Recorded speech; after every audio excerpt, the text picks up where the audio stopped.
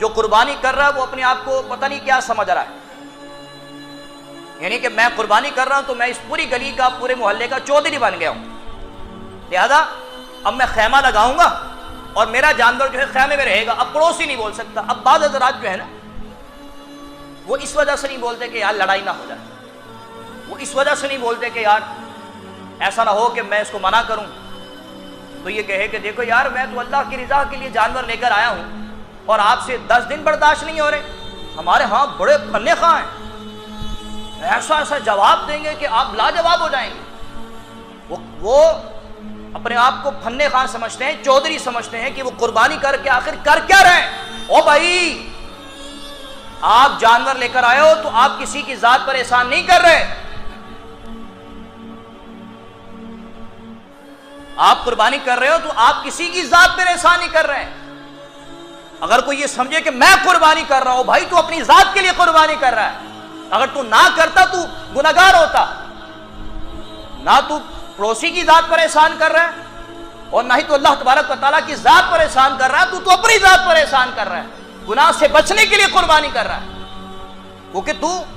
شرعی اعتبار سے صاحب استطاعت ہے، صاحب نصاب ہے، اور شریعت یہ کہتی ہے کہ جو صاحب استطاعت ہے، جو صاحب نصاب ہے، وہ قربانی کرے گا، اس پر قربانی واجب ہے، اگر وہ قربانی نہیں کرے گا تو وہ گنہگار ہوگا۔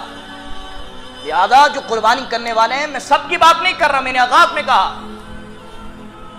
سب کی بات نہیں کر رہا، میں ان حضرات کی بات کر رہا ہوں جو قربانی لا کر اپنے آپ کو چودھری سمجھتے ہیں اور پوری گلی، پورے محلے کا وہ چودھری سمجھتے ہیں کہ جی ہم قربانی کر رہے ہیں، لہذا 10 دن تک 15 دن تک جو ہے یہ گلی ہماری ہے، ہم جو چاہیں کریں۔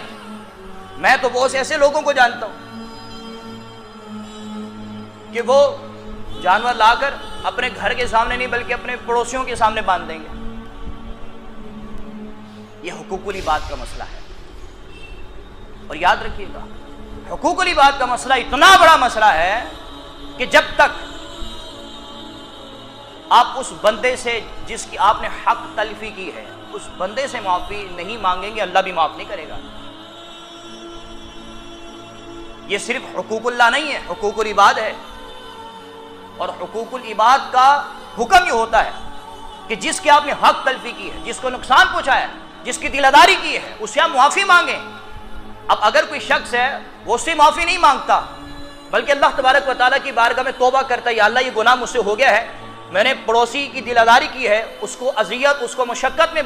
میں گرفتار کر دیا، یا اللہ تو معاف کر دے۔ اللہ فرماتا نہیں میرے بندے، نہیں، تو نے میرے جس بندے کی حق تلفی کی ہے،